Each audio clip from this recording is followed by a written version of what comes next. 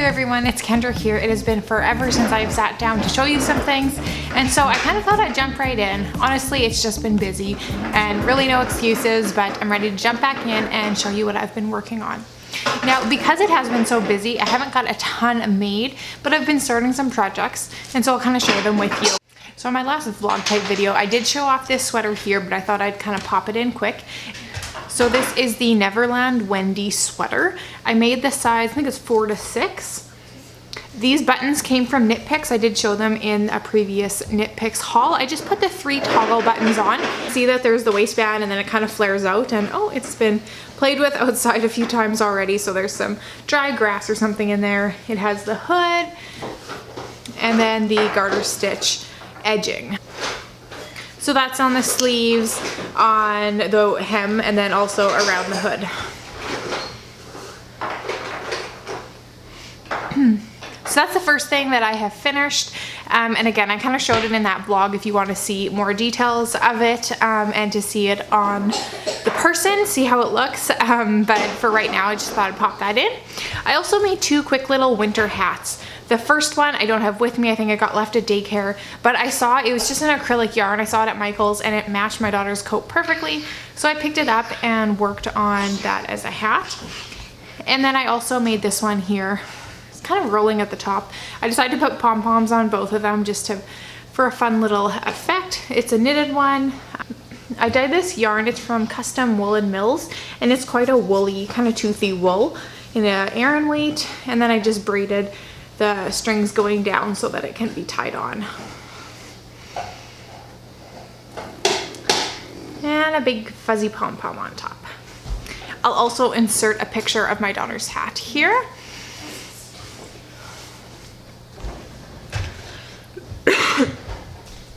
So one of the things I've been working on for the past couple months is the Tempest cardigan. And I'll be honest, I worked on, it's a seamed sweater. I really wanted to try a cardigan that's not raglan because I haven't done that. And I made a couple panel pieces and I started getting a little worried that it's too small. And so I kind of backed off. I'm not done with it. I still have a lot of knitting left to go. And really, I think I want to seam together what I have to see where I'm at so I can try it on a little better. But it kind of put me back and I didn't just feel quite as ready to jump in. But I'll show you what I've got so far. I'm using, this is a Knit Picks. I'm using Knit Picks palette in silver. And my thought with this is to have a little cardigan that will kind of go with everything. That's a little dressier, nice to wear with wear to work. So that's what I have. And I so far have, okay, well, it's a little hard to see because the edges are rolling since it hasn't been seamed, but this is the back piece. Again, it's a lot of just stockinette, and it's rolling and it's quite stretchy. So I think it's possible it will fit in the end, but it just hasn't got that far yet. Okay, take it to your room if you want to do that. Got one of the front panel pieces on the go here, and like I said, I started losing steam around this point.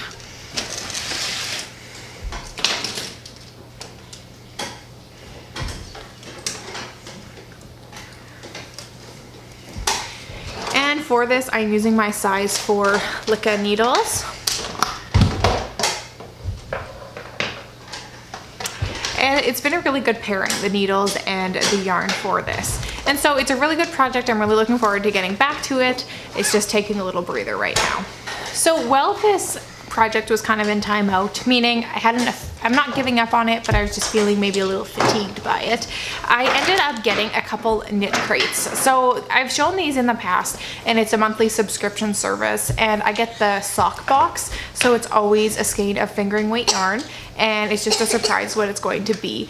And it's actually been really helpful because I haven't been in the middle of a lot of projects to kind of keep me on track because it's something new and exciting, and it's easy to kind of think about the possibilities of it. So the first one I got was this August one that I haven't shared yet.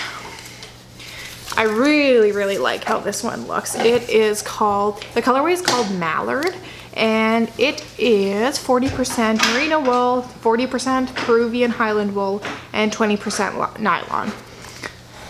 This is this really deep kind of green color, and it has a bit of variation in it. There's some a little bit lighter and a little darker shades.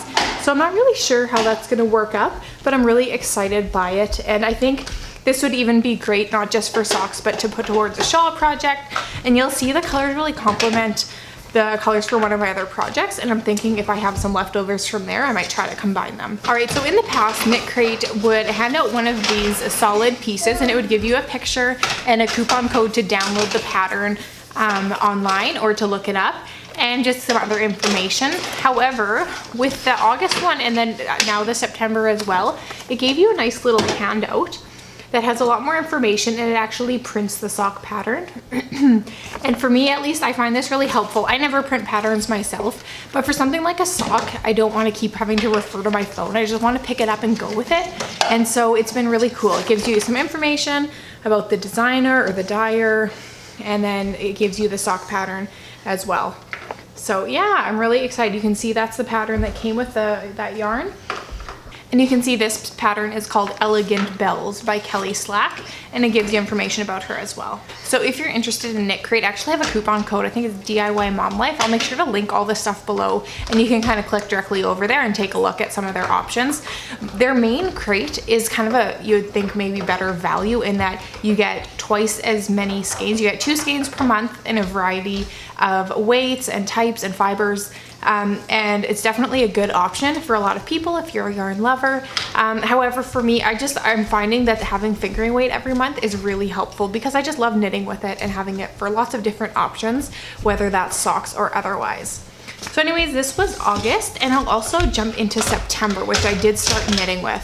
So when I opened up the September, and I'm gonna be honest, I only got it on Friday. I usually get it mid-month, probably partially because I live out of the United States, so international shipping just takes longer, but I can't complain because the shipping is included in the monthly cost of the Knit Crate.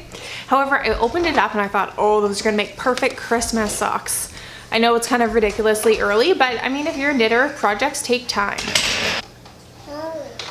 You can tell this cake is a little bit, oops, this cake's a little messy here, but hopefully you can get an idea. It's really short repeats of the light gray, dark gray, red, and green.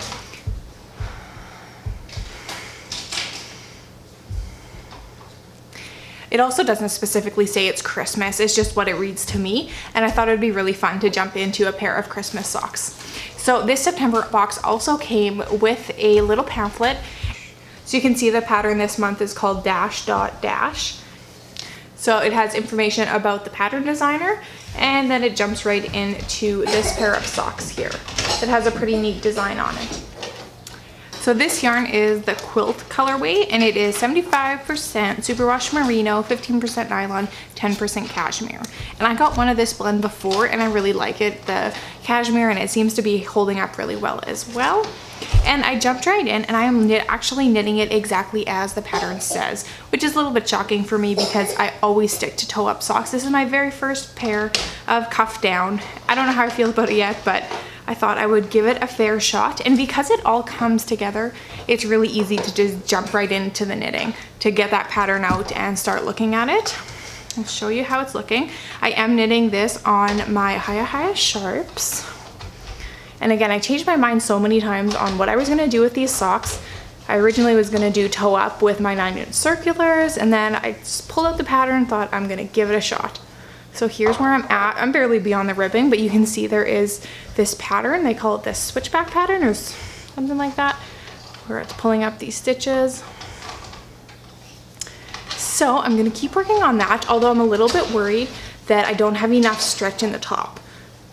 So I'm still at that point of trying to decide, but I think it might need to get frogged and start with a better cast on. Again, I'm a total newbie to cuff down socks. I've got some things to learn. My ribbing's really stretchy. It's just that cast on that I thought I did a long tail cast on, but it's just not working for me.